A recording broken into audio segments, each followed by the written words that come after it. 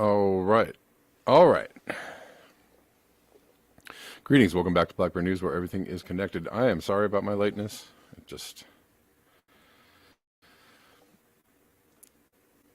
What can I say?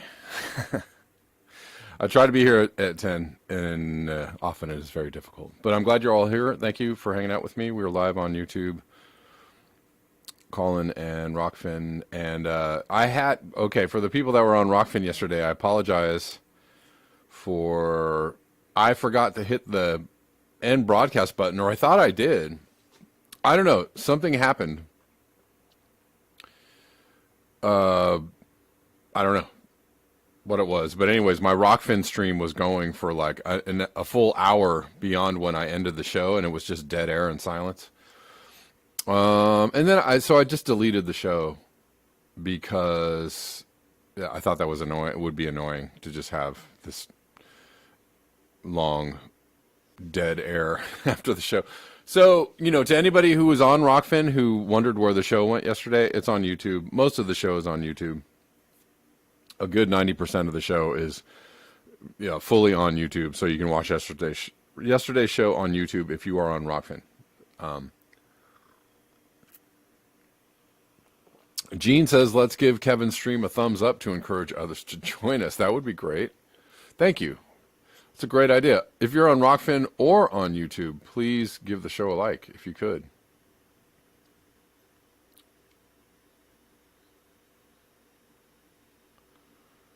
Denver Attaway on Rockfin is talking about Roger Hallam's Twitter post. Yeah. Yeah. I mean, and he's just outlining things that other people have outlined. Roger Hallam is, like many others, just kind of compiling work that, studies and data and work and evidence that other people have compiled and just putting it all together. And, this is what it's going to look like. This is what it looks like. J.A. Moniker says, Kevin went home yesterday because he was drunk. You can't hear anything on YouTube, Audrey. Often the sound comes out of one channel, and I don't know why, because it says that I'm broadcasting in stereo. And I apologize for that, but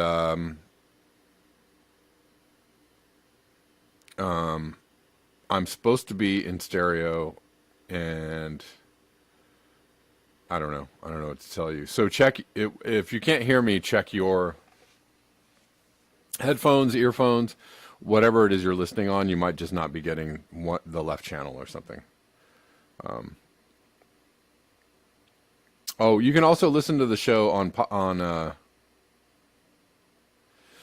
Callin. The entire show, yesterday's show is on Callin, the Callin app, so you can listen to the show there.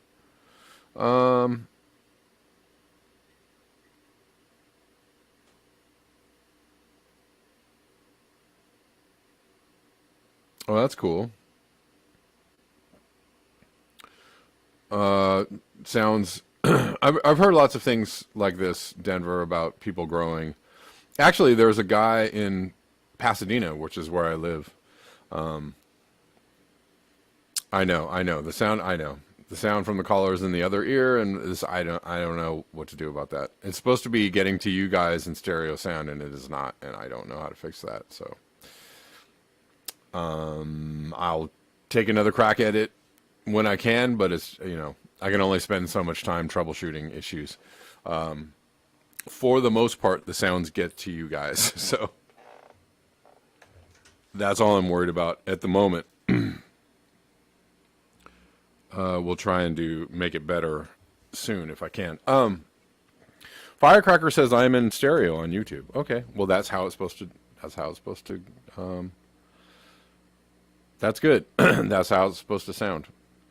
What was I saying? Oh, Pasadena. Yeah, there's a local guy that has a small plot of, a house on a plot of land that's like half an acre or an acre or whatever. And he grows a ton of food organically on this very small plot of land. Yeah, you can grow good amounts of food in small spaces, which is going to be really good knowledge in the future, right? People that have the wherewithal to be able to do that. Um, I'm also getting a lot of noise from this mic, which I don't like. I don't know. Um,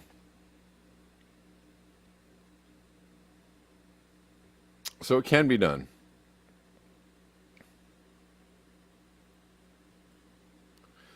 All right.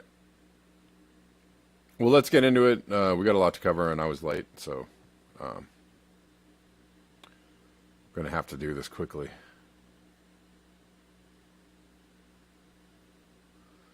This is an interesting story. I just saw this right before I got on. Controversy as Spain bans air conditioning from dropping below 27 C. And I'm going to actually include this with another story, I think.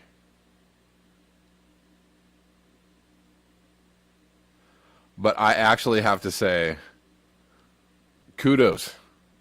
Kudos to Spain. um, Air conditioning is not only a huge drain on energy,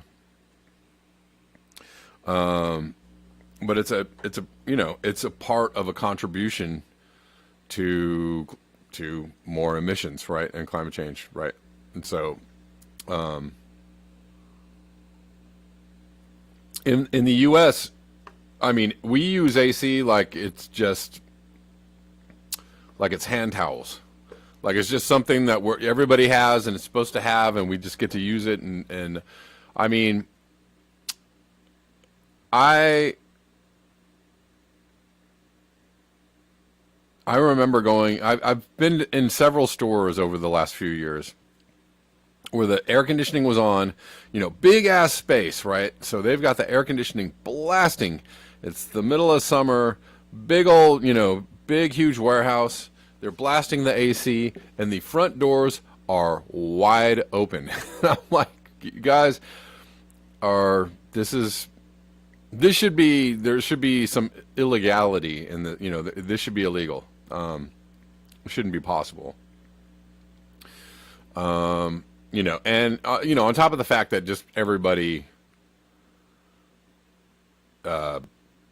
everybody in certain parts of this country just blast AC all day long, at every possible moment of the day, even when it's 80 degrees. They're like, "Oh, it's hot. Ugh, you could turn on the AC. It's not hot. It's 80 degrees, fool.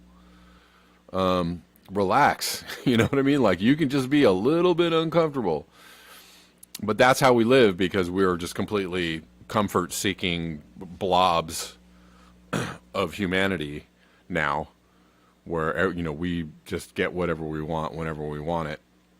And if you don't want it or get, you're crazy. You're a lunatic, et cetera, et cetera. Um, Creative Experiment says, I just had to stop and read this because, interesting. I'm working out of my solar tiny home right now. I mean, I'm literally working for a corporation right now out of my solar powered tiny home. Well, that's cool. Awesome. Scott Andrews says, I went to Walmart yesterday and it felt like a refrigerator in there. Right. Right. I mean, there are some, there are some places like in Southern California, there are places that deal with the heat in a rational way. Like they'll have the AC on, but not blasting just enough to just so it's not like 120 degrees inside the store or whatever. Some places use swamp coolers. Some places try to use ventilation. I actually, for anybody's knowledge, got rid of the AC experiment in my studio because it wasn't doing anything and it was just a huge energy waste. So what I'm doing now is just using ventilation. It seems to be working okay. It's just super hot for a couple hours during the day. In the middle of the afternoon, it's ridiculously hot. But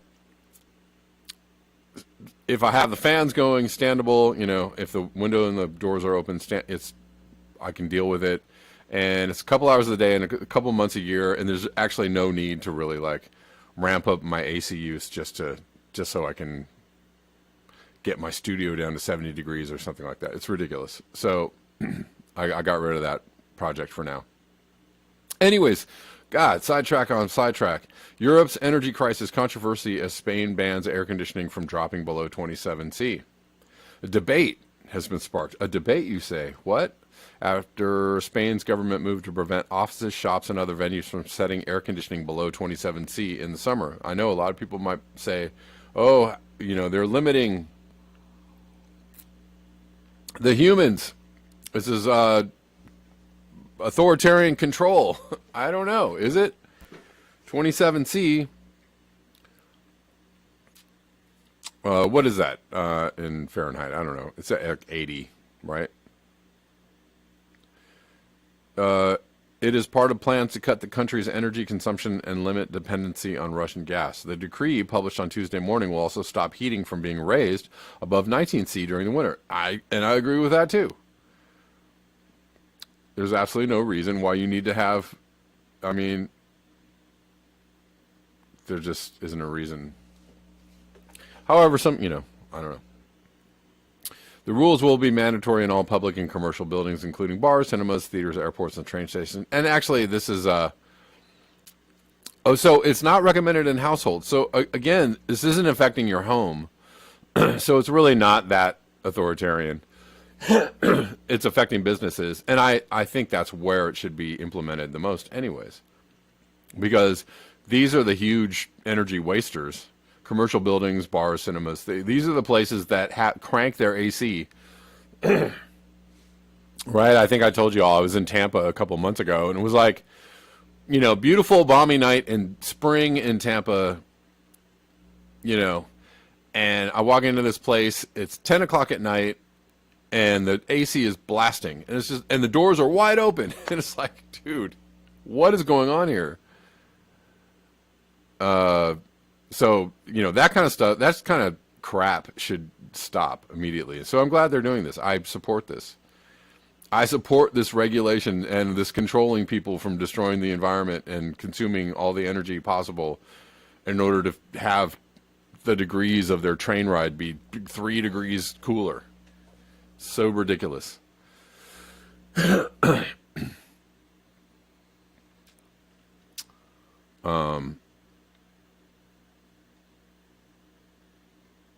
So, a lot of people just have a problem with regulating anything whatsoever when it comes to human beings, or what they're doing. And I'm like, I think that we could take it's 80.6 degrees.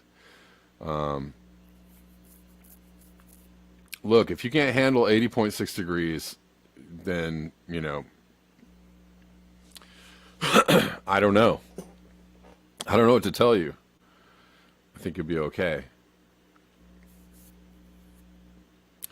I'm glad they're doing this. I think that's the right move. I think it should be, these kind of things should be implemented pretty much everywhere. But this is all part of like the screwy, the new world that we're entering. That's just going to be a bunch of screwy, like conflicting regulations about, well, we're doing this thing for the climate, but we're going to do this thing for the economy. We got to keep, oil going and things happening and lithium mining and humans buying and consuming, but we got to limit this thing over here because we're trying to limit our damage to the planet, but it absolutely has no bearing whatsoever on how that's going to play out for the planet. So it's going to be a bunch of, confusion is what it's going to be. Well, let's look at this other story that kind of is congruent with this one that I saw yesterday in a few places.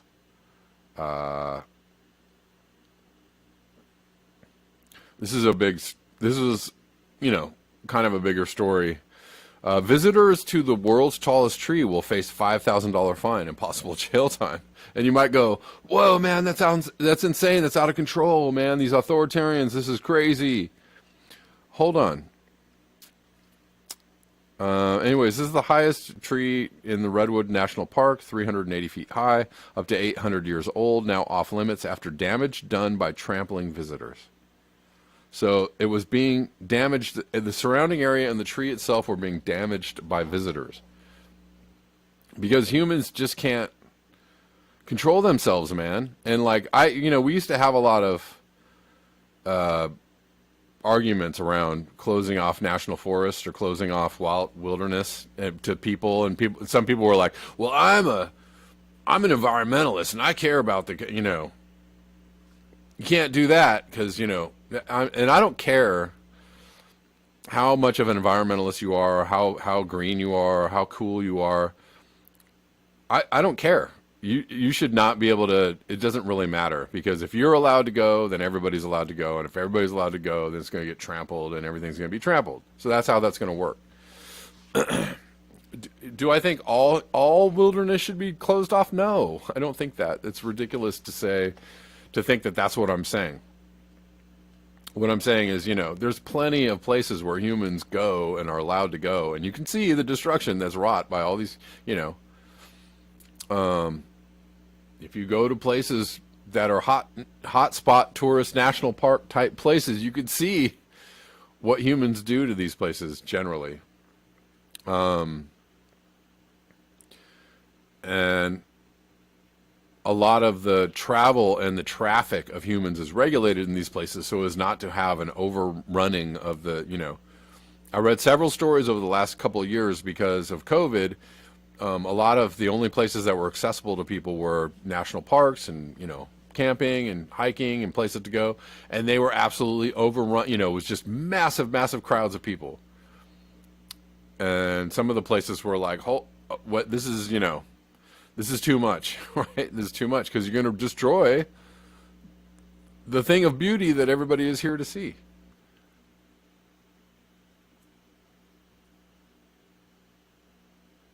Anyways, let's look at this a little bit. Tree enthusiasts who make the trek to the world's tallest tree deep in the Northern California forest will face a fine and possible jail time. After park officials declared the remote area off limits because of damage done by trampling visitors to the tree and surrounding forest, a park official said on Monday. The tree, a 380-foot coast redwood, is in a remote area of Redwood National Park and is not accessible by any trail. But that hasn't stopped scores of visitors from hiking to the tree, said Lionel Arguello, the park's manager for natural resources. Arguello said the tree, known as Hyperion, was discovered by two amateur naturalists in 2006. By 2010, visitors started trekking to see the tall, skinny redwood after bloggers, travel writers, and others shared its exact location online. 2019 Guinness World Records declared the tree, estimated to be between 600 and 800 years old, the tallest in the world. Hikers have bushwhacked off the trail into dense vegetation to reach the tree, making many social trails. The tree also has been damaged by visitors who step on its base. The area around the tree no longer has ferns due to trampling. Right, this is just,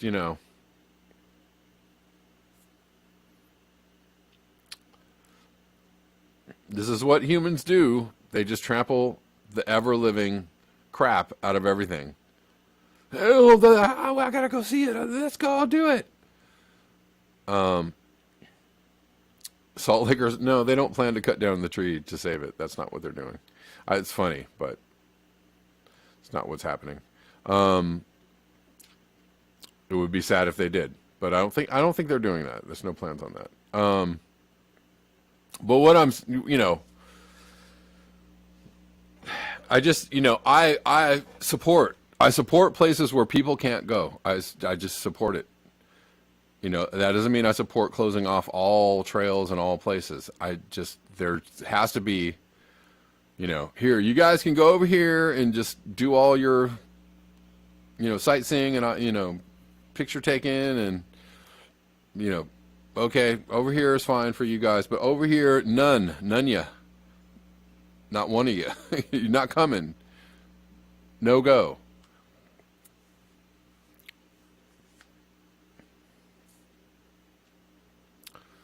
Because nature needs to be left alone. And you know, at this point. So much of nature should be left alone at this point.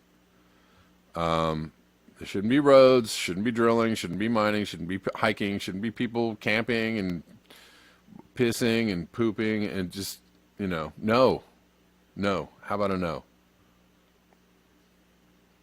Some regulations are good regulations, and this is a this is a good thing that they did.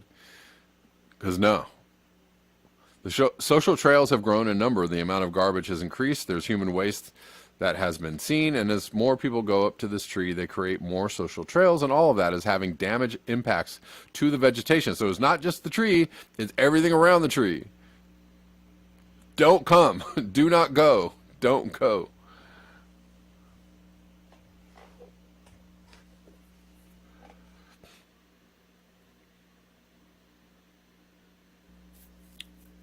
Kameshwari Kate says, read The Golden Spruce, a tale of environmentalism and madness based on a true story about a sacred tree that was cut down on Haida Gwaii. Okay.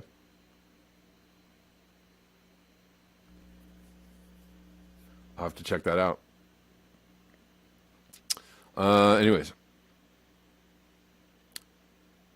Anyways, the area has no cell phone. So they're just, people are just destroying everything around this tree to get to the tree. The area has no cell phone reception. If someone were to get hurt, it would take a lot of time and resources to rescue that person.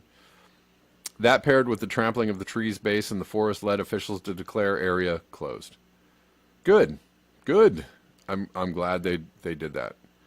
And impose a $5,000 fine and up to 6 months in jail for those who hike there anyway.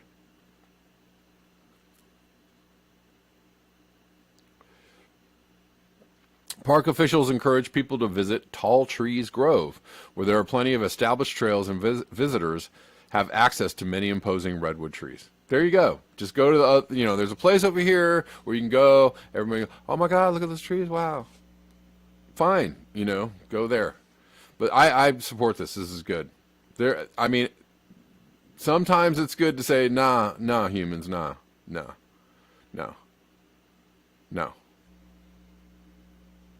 Take a seat, humans. Have a seat. Have all the seats. Sit down. You're not coming. You're not coming over here.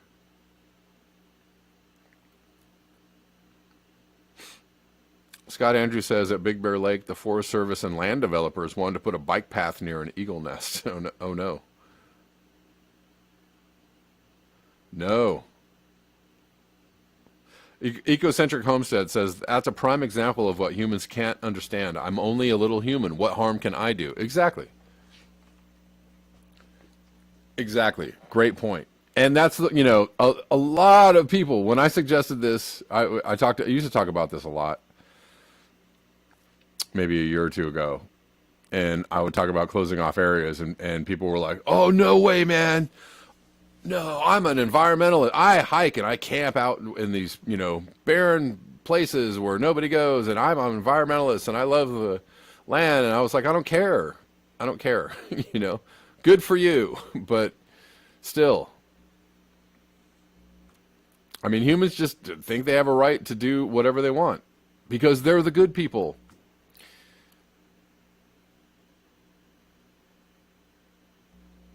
And I have other examples of people that say stuff to me. I'm not going to go into it. But people that are like, I'm one of the good humans. So I should do this thing that, is irresponsible to the planet because I'm one of the good. Sure about that? Are you sure you're the good human? Are you sure that you're the super responsible human that always does the best things and creates the best of everything around you? Are you super positive of that? Okay. Nah.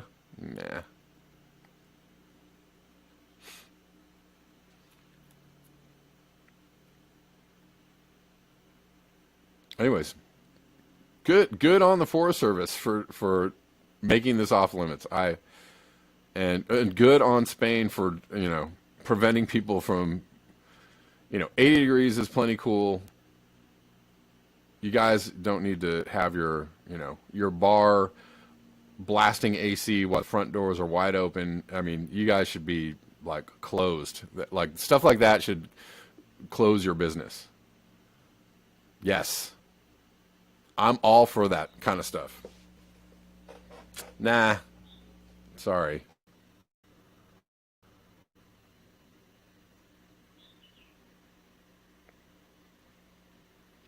Um,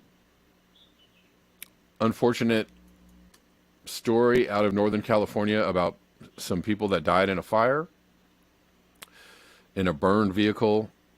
But this, this is how nature is going to treat people for doing the damage that they've done. I'm not saying this is sad, but I've been, there are a lot of people that are trying to say, oh, they're making things up about people dying from climate change. Not really, not really, not really. There are people dying in wildfires and floods and massive weather, extreme weather events and droughts and heat, and they're not making that up. And these are going to be they're going to be growing casualties from the effects of extreme weather and what climate change will bring. And it is not made up. It is not exaggerated. It is not. This is a real thing that's happening. Two people were found dead in a path of a wildfire raging across Northern California as firefighters raced to contain the blaze amid searing temperatures and impending thunderstorms. The McKinney Fire in Northern California, which has grown into the state's largest this year, is one of several large fires burning across the U.S. West and one of several concurrent extreme weather events battering the region. The fire exploded in size over the weekend in a largely unpopulated area in the Klamath National Forest just south of the Oregon state line. Flames had scorched more than 55,000 acres by Monday morning. Despite a huge firefighting effort, the blaze was 0% contained. Thousands of people in the area were told to evacuate. Two victims were found inside a charred vehicle stopped in a residential driveway. The local sheriff's office said the victims were not immediately identified.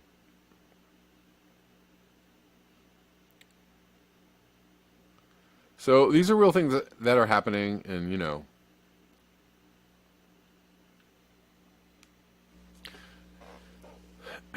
sometimes authorities try to do things for people that are helpful to them, like tell them to evacuate. Right? Not all, not everything is authoritarian control. Not, calling off events because of high heat is not authoritarian. It's not a lockdown. It's not authoritarian. It's not. No, I'm sorry. You are you're trying to hype something that's not that.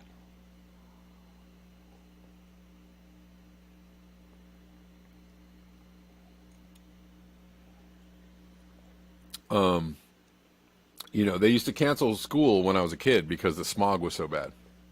That's not a lockdown. That's just, they're like, yeah, we don't want everybody outside breathing in this, like, very damaging air.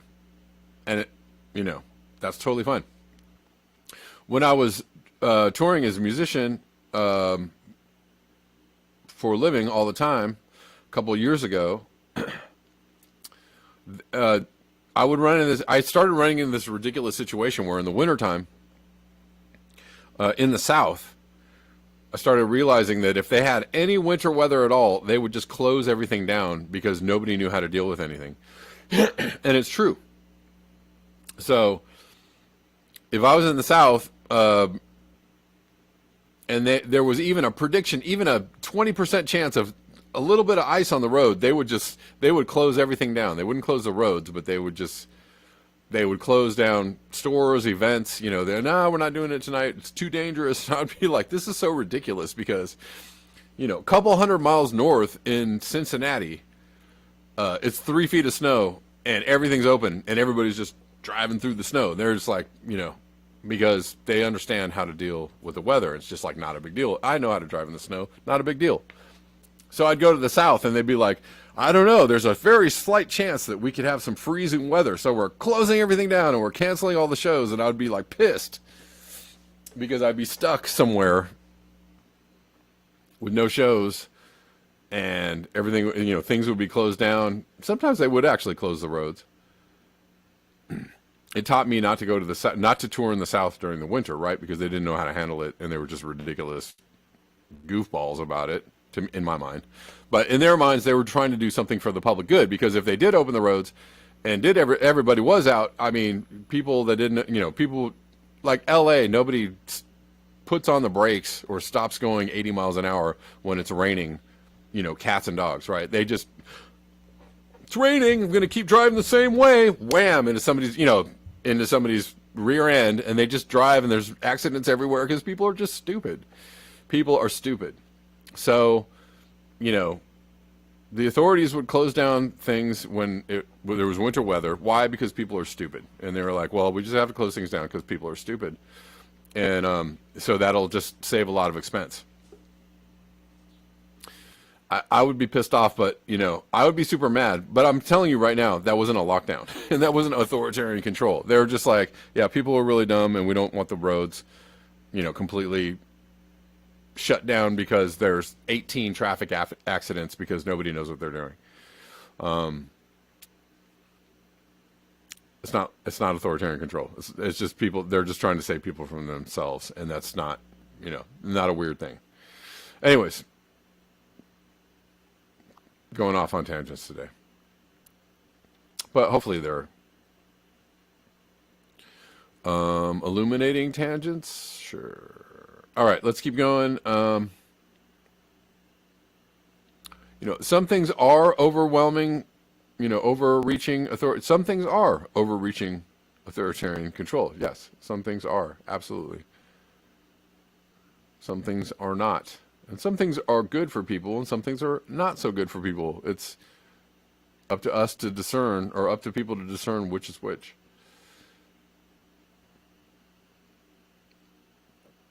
What is this? This is something from XR Cambridge about a pipeline that they're building. They're building more pipelines, right? So this must be, the climate agenda.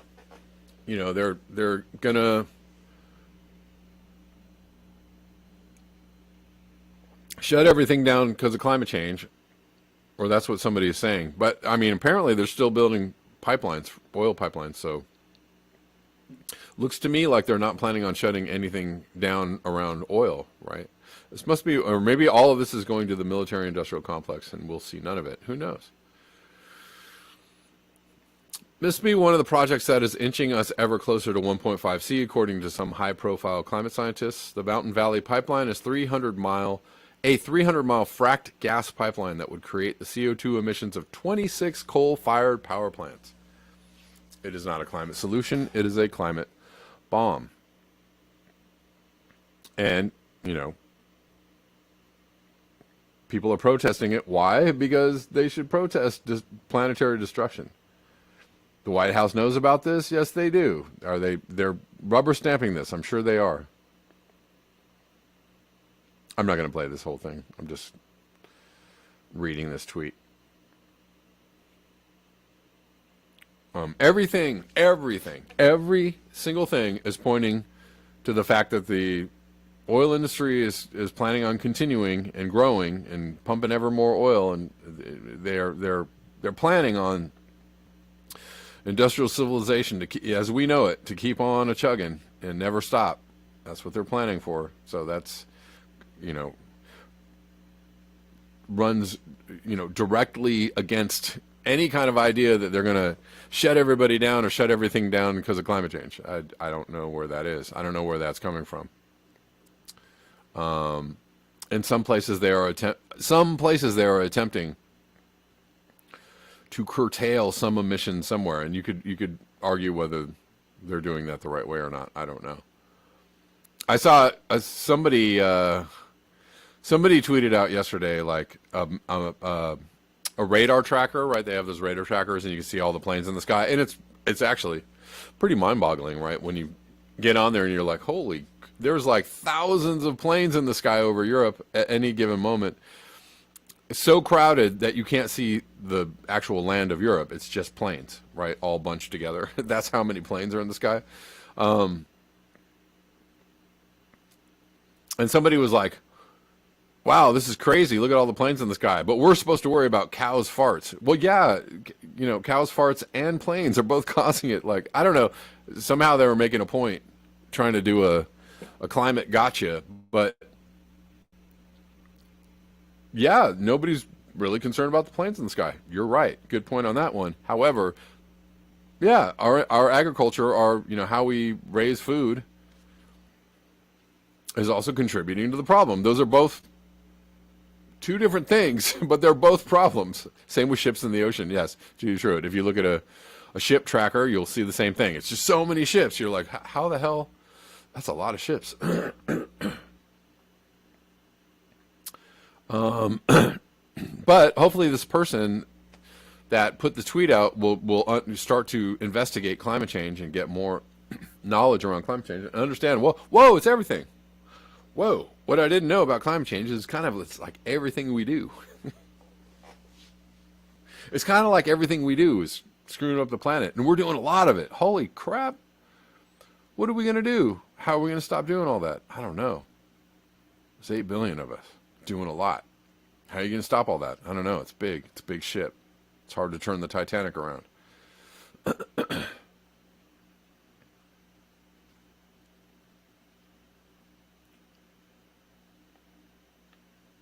There is a winter heat wave in South America, if you guys didn't know this. So some people are like, it feels like summer. And they're like, in South America, they're like, it feels like summer. Except that it's winter. Yikes. Winter heat wave in South America. August 2nd in Paraguay, Las Palmas. 38.6 C. While northern Argentina is above 35 C, again at Las Lomitas. This new heat wave will be shorter, though. That's pretty toasty there. 35 to 38 C. In the middle of winter, you might be going like, it's a little warm. It's just summer. I mean, damn, it's winter.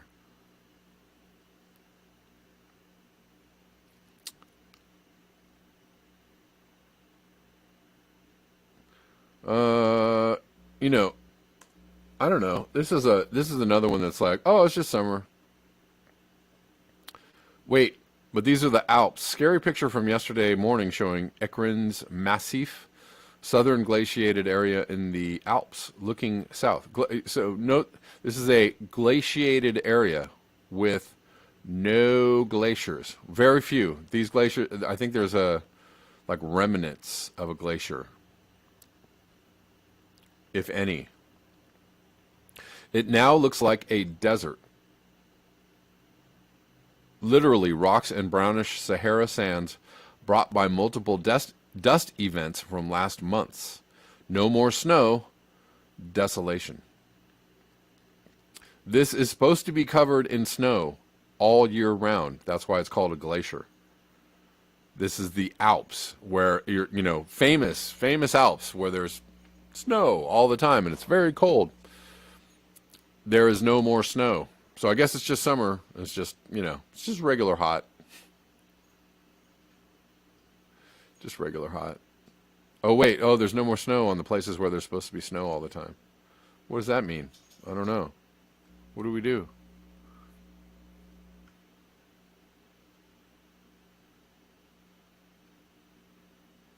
There's no more snow on the Alps where there is supposed to be snow. But some people are trying to tell you that it's just summer, and they're trying to hype this. Somebody's hyping this.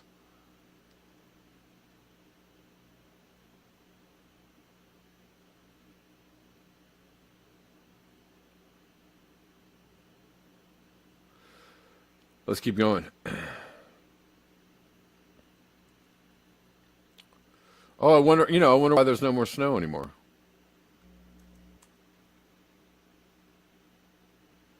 Because heat wave, more heat wave. Another heat wave. European heat wave. Today was another hot day in the Iberian Peninsula, up to 43 C.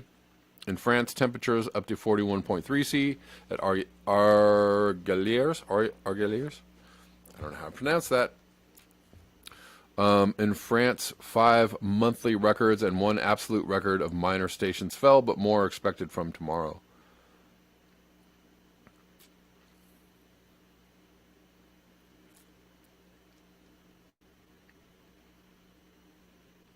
I wonder why there's no more snow on the Alps.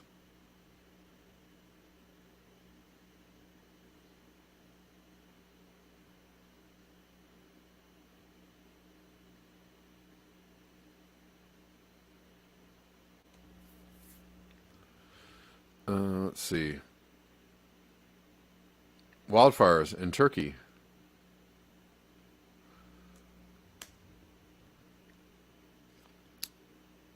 Wildfires continue to rage in southwestern Turkey,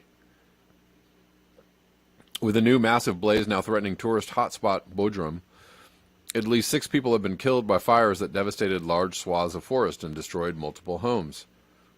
Is a Russian airplane filling water tanks.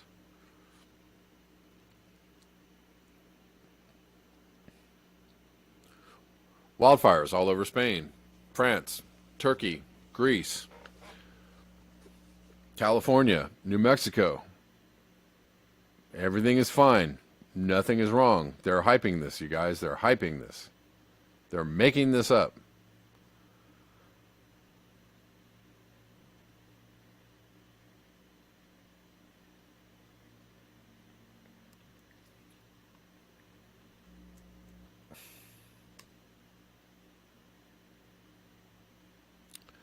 The Waits Glacier is the size of Florida and would raise sea level by 3 feet if it melted. 10 feet if the ice it holds in place slid into the sea also. So 13 feet of sea level rise, all in this one glacier. It's melting at the stunning rate of 100 million per year. I don't know what that means. Metric tons? 100 M? I don't know. That's an incredible pace.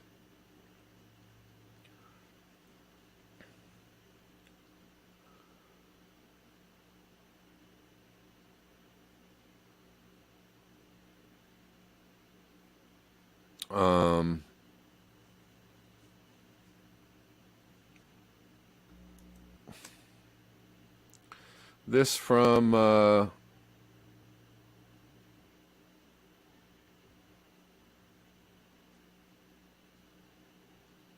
somebody else pointing out that in Peru it's 27°C, and that it's winter time, so it's 80 degrees in winter.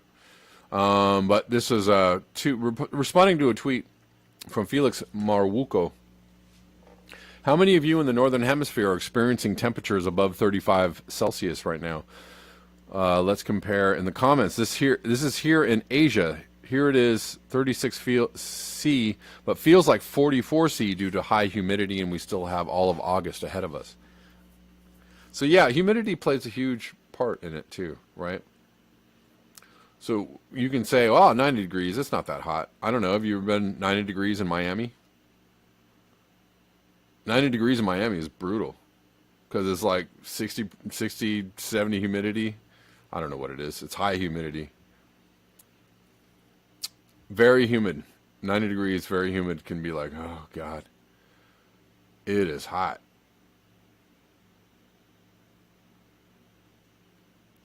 So, yeah, it feels like 44, which is quite warm. All right, guys, I'm going to jump off of YouTube. I'm going to finish on Rockfin. I promise to remember to turn the Rockfin off when I get there. But we got a couple more things I want to cover on Rockfin. To YouTubers, thank you so much. I'll see you tomorrow at 10 a.m. You can follow the show on Rockfin or on Callin. For the rest of this particular show,